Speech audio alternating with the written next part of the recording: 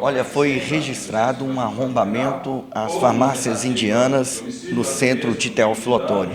Nós viemos até o gabinete do comandante do 19º Batalhão de Polícia Militar, o tenente-coronel Fábio Marinho, que nos traz detalhes desta ocorrência. Tivemos, nesse final de semana, pelo menos 2 registros e, em datas anteriores, pelo menos mais 4 registros. Em todas esses crimes praticados, né, no caso furto qualificado, através do arrombamento da porta desses estabelecimentos, houve identificação e prisão das pessoas. O grande problema é que, por se tratar de uma infração que permite a liberdade provisória, essas pessoas foram colocadas em liberdade. E aí vem a reincidência, né? O que para nós é ruim. Há uma necessidade de uma ação mais direta contra essas pessoas, e o que a gente espera agora é que haja uma resposta mais efetiva do sistema de persecução criminal para que essas pessoas permaneçam presas, porque, né, aquela história que a gente sempre comenta, se não houver uma resposta imediata, a sensação é de que o crime compensa. A Polícia Militar ela já antecipou, quando nós tivemos essa reincidência de registro na área central, envolvendo estabelecimentos, né, que comercializam eletrodomésticos e celulares. Nós fizemos uma reunião aqui no batalhão com os interessados, repassamos para eles a necessidade de adoção de medidas, né, com monitoramento, com vigilância e, principalmente, de reforço das instalações. Para que um crime patrimonial aconteça, a gente verifica geralmente um ofensor, né, ou seja, um autor, um infrator motivado, a ausência de vigilância como um elemento principal para a ocorrência do delito. Então, o que é que nós temos percebido? Que essa ausência de vigilância tem contribuído. Então, se houver uma ação dos proprietários no sentido de reforçar a entrada desses estabelecimentos, né, pela fragilidade das portas, nós teríamos impedido a ocorrência de pelo menos 3 desses crimes. O que eu não quero é continuar efetuando a prisão e apreensão de envolvidos, encaminhando para a Justiça e não há uma resposta para a população em razão dos crimes praticados. E o furto qualificado é um crime grave, né? Pena prevista de 2 a 8 anos pelo Código Penal.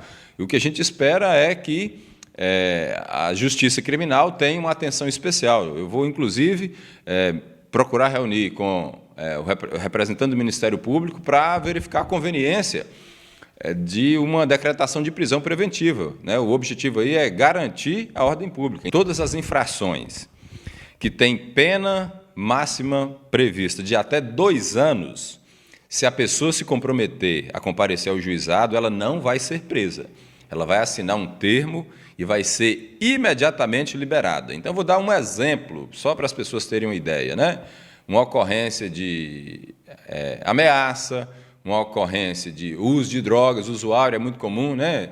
Então, a maioria dos crimes, eles são crimes considerados de menor potencial ofensivo. Então, a primeira revolta da população reside nesse aspecto da não ratificação de prisão. Mas é a lei que quer assim. A segunda hipótese que impede que alguém fique preso antes de uma condenação final é a fiança. Então, nos crimes punidos com até 4 anos de privação de liberdade, o delegado ele pode arbitrar uma fiança, a pessoa paga e ela não vai ficar presa, ela vai para casa normalmente. O comandante, no caso de reincidência, como o senhor mesmo mencionou, nesse caso específico? Não para por aí, porque só se houver contra ela uma decisão penal, ou seja, uma sentença condenatória transitada em julgado, ela vai ser considerada reincidente. E o que acontece? Na maioria das vezes, quando a pessoa é condenada por um crime patrimonial, há um recurso. E aí o recurso continua correndo, ela vai ter maus antecedentes, mas ela não vai ser considerada reincidente para fins, né, penais. Então, é outro óbice na aplicação da lei penal. E não para por aí. Então, eu falei, né, dos crimes de menor potencial ofensivo, da fiança que o delegado pode conceder, e ainda tem a fiança que o juiz pode arbitrar nas infrações com pena superior a 4 anos, e uma vez condenada, então nós já chegamos agora na fase da condenação. Se a pessoa for condenada a uma pena de até 4 anos, ou seja, de privação de liberdade, se for um crime sem violência e grave ameaça, se ela tiver bons antecedentes, boas circunstâncias judiciais, o juiz é obrigado a converter a pena dela em uma pena alternativa, chamada pena restritiva de direito. A pena mais comum conhecida pelas pessoas é a prestação de serviço. Então, não é uma faculdade do juiz, é uma obrigação do juiz substituir a pena.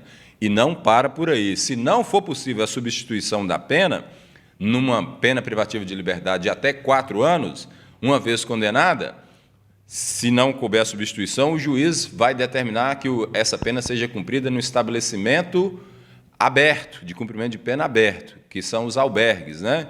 E aí é outra situação que a pessoa vai estar com uma sentença contra ela, só que na prática não tem nenhum órgão de fiscalização dos albergues, não é a Polícia Militar, não é o sistema penitenciário, não é o sistema prisional, e acaba surgindo mais um problema para a execução de pena. Então, isso é só um plus para que as pessoas possam entender que, para que esteja cumprindo pena, ou é reincidente criminal, independente do crime, né, doloso, ou então cometeu um crime grave, um crime considerado aí com reprovação, né, com pena mais alta, porque, do contrário, a pessoa vai continuar em liberdade.